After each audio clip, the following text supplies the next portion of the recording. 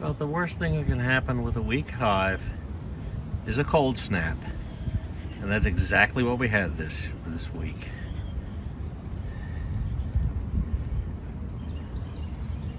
I fear our number one hive may be no more.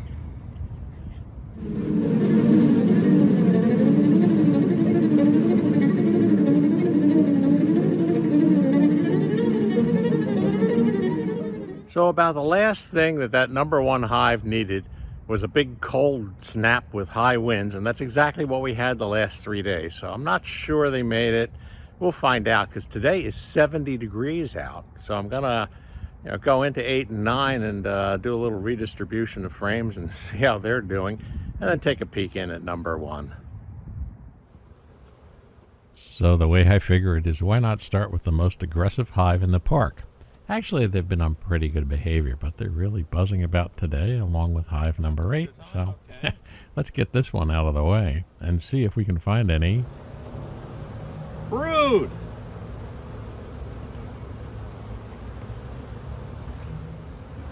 More brood. Okay, this hive is good. I seem to have something that attacked the pollen patties that weren't bees. Almost looks like maggots. Although there seems to be enough of a force in this hive to deal with it. Not what I was expecting on the pollen patties a few days later. Larvae of some sort. They almost look a little too big to be fly maggots, but who knows? That is unfortunate. I don't think anything got into this hive and laid eggs, so I'm wondering whether this stuff was in the pollen patty from the word go. There's a lot of bees in this hive. They're raising brood. I'm happy. Keep in mind, this is still early March. I mean, it's really incredible. We have had, historically huge snowstorms in March. And it's really spring-like weather, and here we are looking into these hives and seeing brood. I'm very, very happy. And I'm not going to mess with these girls anymore. They're doing fine. We're going to take a closer look at number 8.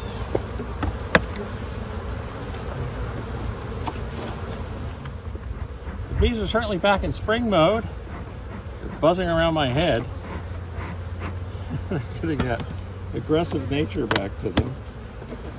Oh, how wonderful, right? I still wanted to consolidate some of those frames of honey from hive number 1, and usually you don't find too much in the bottom super, so I figured I'd find some empty frames. This frame doesn't look like it has any usable resources on it, so I'm actually going to put some of these frames in here depending on what we find.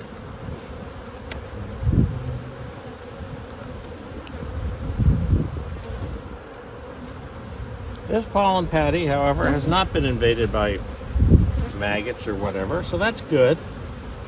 Seems to be that first hive.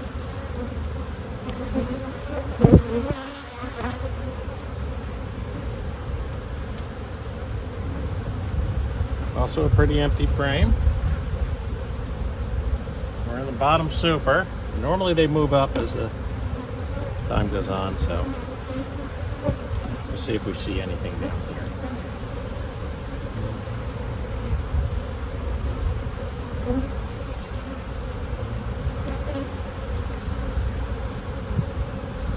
Three.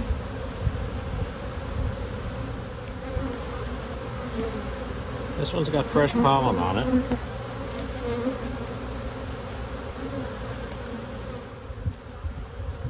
Brood. Good. Good. Good.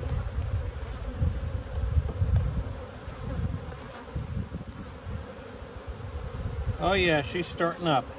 That's beautiful.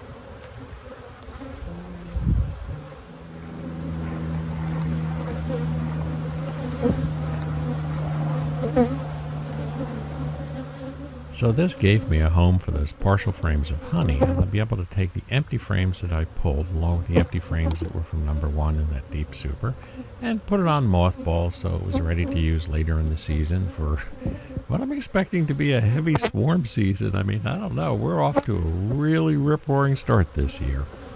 Today's March 13th. It's nice to see that much brood in these hives this early. Let's face it, the number one goal of bees in the springs is to build up as much population as possible and to swarm. I mean, that is how colonies reproduce, and it's how you ended up with colonies that will replace the colonies that didn't make it through the winter. When you have an early spring like this, and you have what appears to be a pollen flow from somewhere, and you have brood this early, well, it doesn't take too much to figure out that it's going to be a heavy swarm season, and I'm going to be very, very busy this year. I can't complain too much. We were up to 10 hives last year, and then we gave some of the bees away to other beekeepers, and we also consolidated a couple of hives that were weak in the fall. We're now at what I would consider 6.5 hives. The trick is to figure out when to split so you don't end up with a lot of swarms hanging in trees. This is the hive we put the honey on from number 1. I'll get a closer look here. It's nicely full of bees. I'm going to pop the top super off. We're going to do a little bit of a check around to see if there's any brood.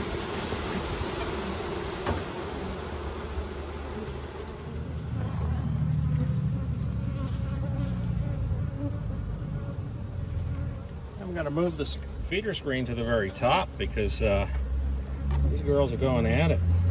Don't have to worry about them not adopting that other super.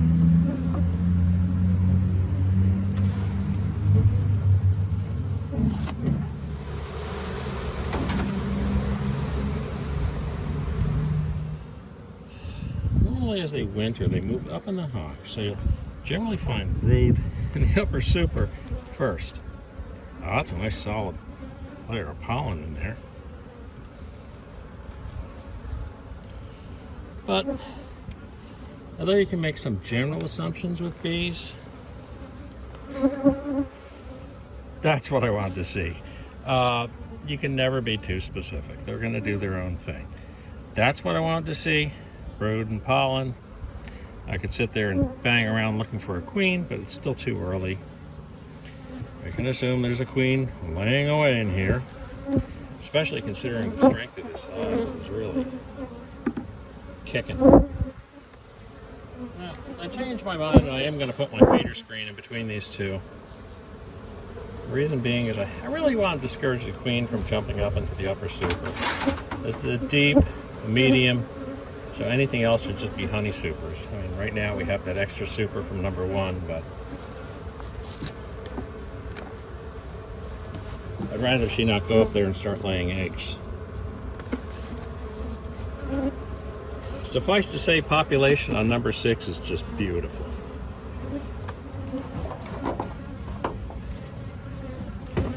Number 5 looks like there's some good population up top. That's good news. Let's see if we can spot a little brood. Whitening of the comb on the side. Cool. That's good. And honey stores. Brood. Okay. Good enough for now. I'm happy. Bees. That's a good thing.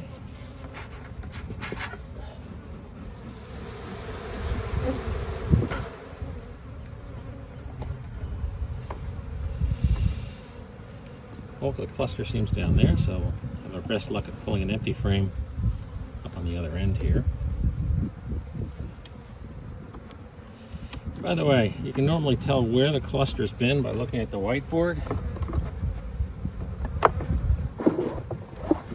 Indeed, if you look at this whiteboard, you can see the cluster's been eating down this side, not that side. So we know these are blank over here. And if you're going to pull a frame, best frame to pull is a blank. That is, if you can crack it loose from the propolis.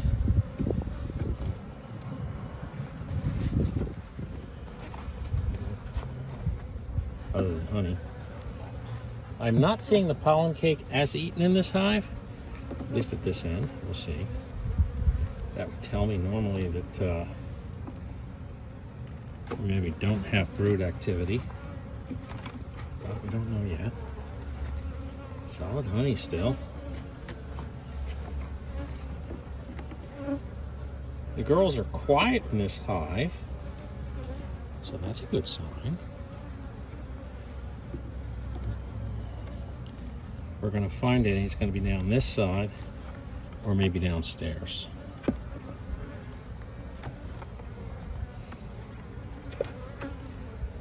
Brood.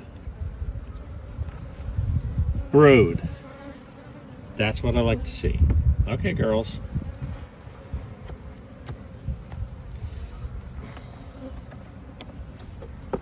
That nasty beekeeper that has your hive open is going to go away now. He's happy with what he saw. Now this is a hive that was running out of honey, so we threw a honey super on top. There's bees up there.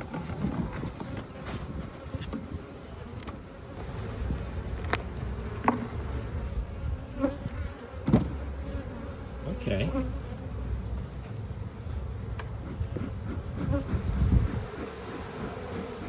I'm going after the side down here that doesn't appear to have bees or brood. Always good to keep your distance from the queen on an early inspection. I mean, the last thing you want to do is, you know, accidentally off your queen. Oh my lord! This frame is bulging with honey. And I'm seeing a lot of whiteness downstairs. A lot of honey collection. Or consolidation now. I mean, I only put the one on there. I don't know where they'd be getting anything from this time of year. Well, it's from last year, but when I weighed this hive in the winter, it wasn't feeling that heavy. Pollen, honey. There's an old saying that if you find pollen that's new, probably you got brood going on. I don't know about that.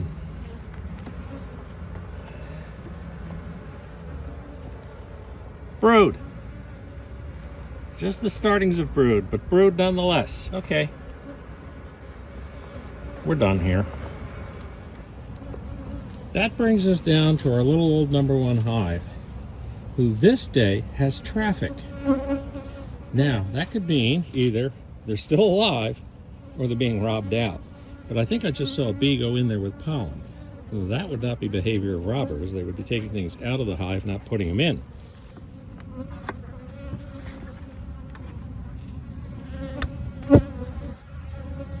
That does not look like robbing behavior.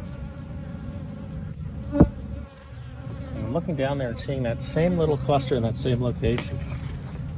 Well, they made it through the cold snap. That is incredibly good news. I'm not going to dig into it and try to find a queen or pollen or larva or anything. They're a very, very weak hive. It's March 13th. Who knows what will happen to the weather that'll last the rest of the month. But they have food, and they have a consolidated amount of room that they should be able to defend. So, 6 of the 7 hives definitely have brood. Obviously a laying queen, and seem to be doing just fine. And the 7th hive is still alive. That's a good thing. So we'll check in a week or two and we'll see how things are going. And until that next time, remember to like and subscribe. Got some bees buzzing around me here still. And we'll see you next time. Take care.